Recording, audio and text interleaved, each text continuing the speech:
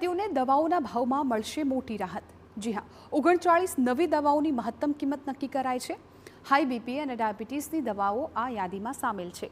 નક્કી કિંમતથી વધુ વસૂલાત પર કાર્યવાહી કરવામાં આવશે। દરેક દવાની દુકાને ભાવ યાદી ફરજિયાત રહેશે। નવી દવાઓના વેચાણ માટે નવા ભાવ અમલમાં આવ્યા છે। દેશમાં સામાન્ય દર્દીઓને દવાઓના વધતા ખર્ચમાંથી રાહત મળે તે માટે નેશનલ ફાર્માસ્યુટિકલ પ્રાઇસિંગ ઓથોરિટીએ મહત્વનો નિર્ણય કર્યો છે।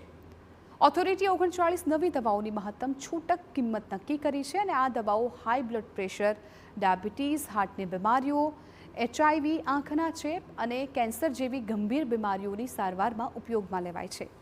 આ નિર્ણયનો હેતુ દર્દીઓને જરૂરી દવાઓ વધુ વાજબી કિંમતે ઉપલબ્ધ કરાવવાનો છે। આ કિંમતો અંગેની સૂચના 8 જુલાઈ 2026ના રોજ જાહેર કરવામાં આવી હતી। જોકે આ નિર્ણય પહેલેથી જ બજારમાં મળતી દવાઓના ભાવ ઘટાડવા માટે નથી, તેના બદલે નવી દવા ફોર્મ્યુલેશનની મહત્તમ છૂટક કિંમત નક્કી કરવામાં આવી છે। એટલે કે હવે આ નવી દવાઓ તેની નક્કી કરેલી કિંમતથી વધુમાં વેચી શકાશે નહીં।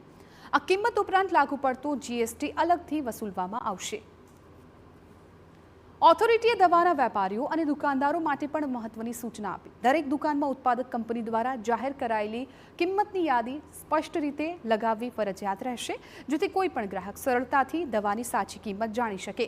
જો કોઈ દુકાનદાર અથવા તો કંપની નક્કી કરેલી કિંમત કરતાં વધુ રકમ વસૂલશે તો તેમની સામે નિયમ મુજબ કાર્યવાહી કરવામાં આવશે।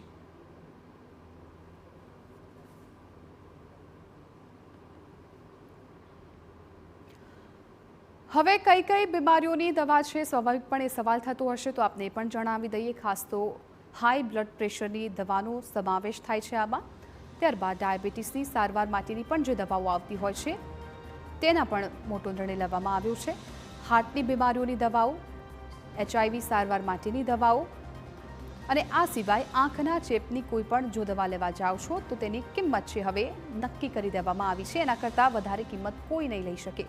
કેન્સરની સારવારની દવાઓ પણ આમાં સામેલ છે। નક્કી કિંમતથી વધુ વસૂલી નહીં ચાલે। જો વધારે કિંમત ચૂકવવામાં આવશે તો પછી કાર્યવાહી થશે। વધુ વસૂલાત પર કડક કાર્યવાહી થશે। વધારાની રકમ સરકારમાં જમા કરાવવી પડશે। વ્યાજ સહિત રકમ પરત ભરવી પડશે।